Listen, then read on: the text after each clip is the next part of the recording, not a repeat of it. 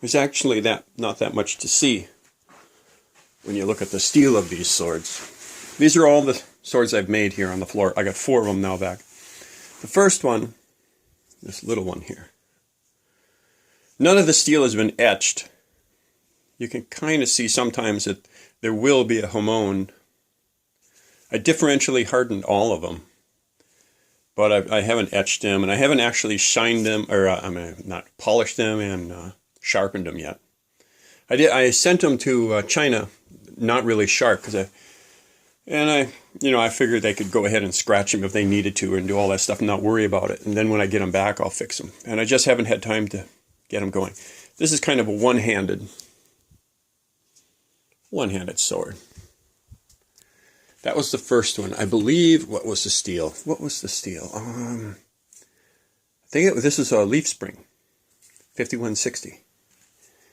Now the next sword was this one. This is, it turned out way curvier than I thought. It's 1070 steel, and I water quenched it, and that's, if I recall correctly, that's what happened. It just took the curve like nobody's business. I think I pre-curved it too, thinking it wouldn't. Just went wild on me. It's a beautiful job they do for me. Crisscrossing, making the diamonds just perfect. Wonderful job these guys do to me. I never tell them, what I want for coloring or the type of guard or anything. So it's always a surprise. The next sword was this baby here. Oh, wait. It was over here. This is what was the steel here?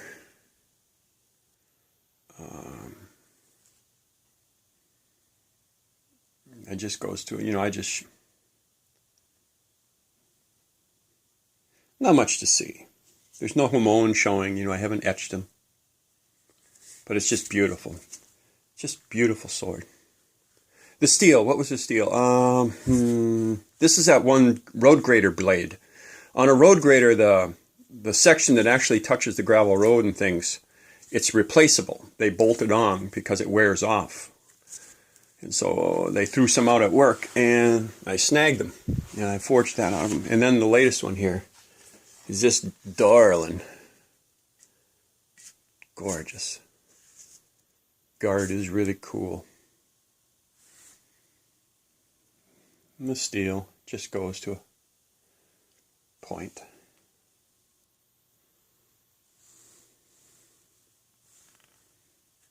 They just do a great job for me. I never tell them what to make them like, so it's always a surprise. It's like Christmas. I'm just really happy with this one. Now this steel, again, this was another road grader one, I guess, yeah. So I kind of, the trick with this one was I was going for the traditional curve, and that's what I wanted. I'm trying to match the curve that you would get when you buy a sword. So I'm getting very, very close. Which is, I started out, this one was just a straight little stubby thing. And then I went crazy, and this one went way too much curve. So it's really hard to figure out, where to put the clay, how to do it. And then this one was pretty close, the curve. Pretty close. But I'm very happy with this one. Just nice. You don't want too much curve, just enough to help with the cutting. And that's that. These are all the swords that I bought from China, I guess you'd say. Up there is a HSTS Budo, and a Cass Hanway sword, then the HSTS Tsunami. Then, I don't know what this other next one is. I think this bottom was Bamboo Warrior. Oh, wait, no, wait. This one down here is a T10. I think it's made out of T10. It's folded. And up there is a Bamboo Warrior. I have other swords and things. This is a sword. I bought this sword simply. I spent $100 on it, but I took it apart, and it's kind of like my template of what I want to end up with. Because I know that's kind of the standard sword that you buy. So I'm trying to match that. What other sword do I have? Then I have that little sword back there. This here sword actually is the very, very first sword I made about 10 years ago. It has a beautiful hamon on it. But I didn't know anything about swords. I'd never actually seen a sword. This is just made by watching TV movies. I didn't know anything about swords. I didn't know that.